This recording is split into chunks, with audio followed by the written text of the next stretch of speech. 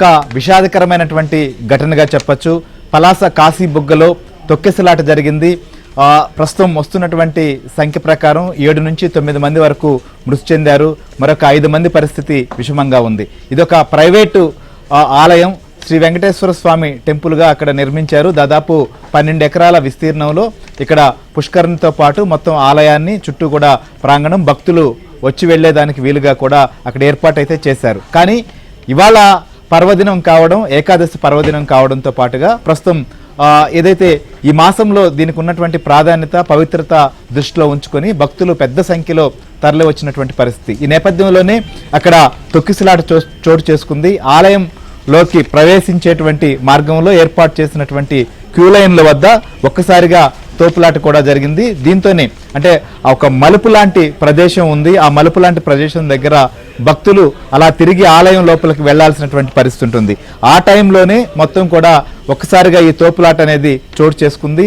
దీని కారణంగా అక్కడ భక్తులు వచ్చినటువంటి వారు, ముఖ్యంగా మహిళలు కింద పడిపోవడం, ఊపిరాడకపోవడం, తొక్కిసలాట జరగడంతో ఇలాంటి పరిస్థితి నెలకొంది. సో ప్రస్తుతం పలాస ఆసుపత్రికి క్షతగాత్రులందరినీ కూడా తరలించారు. సో ప్రభుత్వ యంత్రాంగం అక్కడ ప్రస్తుత పరిస్థితిని కూడా సమీక్షిస్తూ సహాయక చర్యలకు కూడా పాలుపంచుకుంటోంది. ప్రధానంగా మనం చూసినప్పుడు ఏదైతే పెద్ద పెద్ద ఆలయాలు, మనకు తిరుమల కావచ్చు, లేకపోతే అప్పన్న స్వామి ఆలయం, ఇలాంటి చోట్ల భారీ బందోబస్తు ఏర్పాటు చేయడం ఇలాంటివన్నీ సహజంగా జరుగుతూ ఉంటాయి. కానీ ఇక్కడ ఇదొక ప్రైవేట్ సంబంధించింది కావడం వల్ల ఇంతమంది భక్తులు వస్తారు అనేటువంటిది ఎక్స్పెక్ట్ చేయలేకపోయారని మాత్రం చెప్తున్నారు. కానీ ఇక్కడ భక్తులు వస్తున్నటువంటి నేపథ్యం కానీ, లేదా భక్తుల సంఖ్య పెరుగుతున్నటువంటి పరిస్థితిని దృష్టిలో ఉంచుకొని అక్కడ నిర్వాహకులు ఈ విషయం స్థానిక పోలీసులతో కోఆర్డినేట్ చేస్తుంటే ఇలాంటి పరిస్థితి ఉండేది కాదేమో అనేటువంటి అభిప్రాయం కూడా వస్తుంది. కానీ ప్రస్తుతం మాత్రం పరిస్థితి కొంత అదుపులోకి వచ్చింది. ఎందుకంటే ఈ ఇన్సిడెంట్ జరిగిన వెంటనే మొత్తం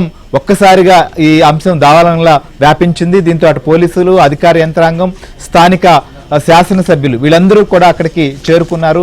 క్షతగాత్రులందరినీ కూడా పలాసకు ఆసుపత్రికి, అంటే ఇదంతా కూడా సమీపంలోనే ఉంటాయి, పలాస ఆసుపత్రికి తరలించినటువంటి పరిస్థితి. సో మొత్తానికి ఇక్కడ ఒక సాధారణ పరిస్థితి ప్రస్తుతం నెలకొన్నప్పటికీ క్షతగాత్రులకు సంబంధించినటువంటి విషయంలోనే కొంతమంది పరిస్థితి సీరియస్గా ఉంది. వారి కండిషన్లోనే కొంత ఆందోళన కలిగిస్తోంది. అలాంటి వారు 5 మంది వరకు ఉన్నారు అనేది మనకు అందుతున్నటువంటి సమాచారం. సో ఇక మిగిలినటువంటి వారి పరిస్థితుల్లో కొంతమందికి స్వల్పగా తొక్కిసలాట్లు స్వల్ప గాయాలయ్యాయి. వారి పరిస్థితి అంతా కూడా ప్రస్తుతం అదుపులోనే ఉంది. వారి పరిస్థితి అంతా కూడా ప్రస్తుతం ఎలాంటి ఇబ్బంది లేదని మాత్రం స్పష్టంగా అర్థమవుతోంది. సో సంఘటనకు సంబంధించినటువంటి అంశం పైన ఇటు ముఖ్యమంత్రి చంద్రబాబు నాయుడు దీనిపైన రియాక్ట్ అయ్యారు. అలానే హోంశాఖ మంత్రి అనిత కూడా ప్రస్తుతం ఆ పరిస్థితిని కూడా పర్యవేక్షిస్తోంది.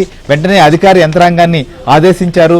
అక్కడ ప్రస్తుతం పోలీసులతో పాటుగా మిగిలినటువంటి శాఖల అధికారులు కూడా అక్కడికి చేరుకుని సమన్వయం చేస్తూ ప్రస్తుతం పరిస్థితిని అదుపులోకి తీసుకొని వచ్చారు. కానీ గాయపడ్డటువంటి వారికి మెరుగైన వైద్య సేవలు అందించేటువంటి ప్రక్రియ కూడా కొనసాగుతోంది. దీనికి సంబంధించి అవసరమైతే వారిని విశాఖకు కూడా తరలించేందుకు ఏర్పాట్లు చేస్తున్నట్లుగా మనకు సమాచారం అందుతుంది. సో ప్రస్తుతం జరిగినటువంటి ఇన్సిడెంట్ తర్వాత అక్కడ ఒక్కసారిగా అంటే ఏం జరుగుతోంది అనేటువంటి పరిస్థితి తెలుసుకొని అక్కడ క్యూ లైన్లను సరిచేసే లోపలే జరగాల్సినటువంటి నష్టం మొత్తం కూడా జరిగిపోయింది. ఈ కాశీబుగ్గ తొక్కిసలాట ఘటనకు సంబంధించినటువంటి విషయంలో మొత్తం జరిగినటువంటి తొక్కిసలాటకు సంబంధించినటువంటి ఘటన ఫస్ట్ స్పృహ తప్పి పడిపోయినటువంటి వారిని బయటకు తీసేందుకే చాలా సమయం పట్టింది.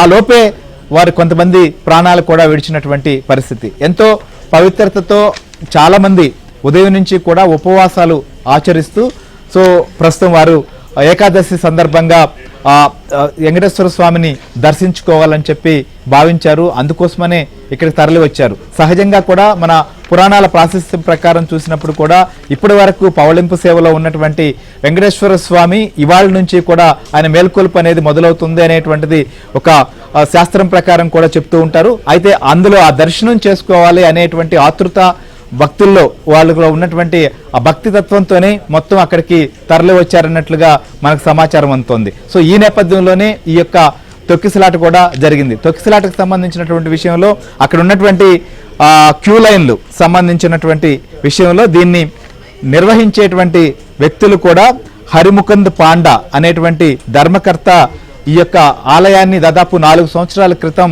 దీన్ని నిర్మించినటువంటి పరిస్థితి. ఇది హరిముకుంద్ పాండా ఆయన ఈ ఆలయాన్ని కూడా నిర్మించి మొత్తం కూడా ప్రారంభించారు. 4 సంవత్సరాల నుంచి కూడా శ్రీకాకుళం ఈ ముఖ్యంగా ఈ తీర ప్రాంతంలో ఉన్నటువంటి అనేక మంది భక్తులు కూడా ఈ ఆలయానికి వచ్చి మొక్కులు చెల్లించుకోవడం కానీ పర్వదినాలప్పుడు దర్శనం చేసుకోవడం లాంటివి జరుగుతూ వస్తున్నటువంటి పరిస్థితిని మనం చూస్తున్నాం.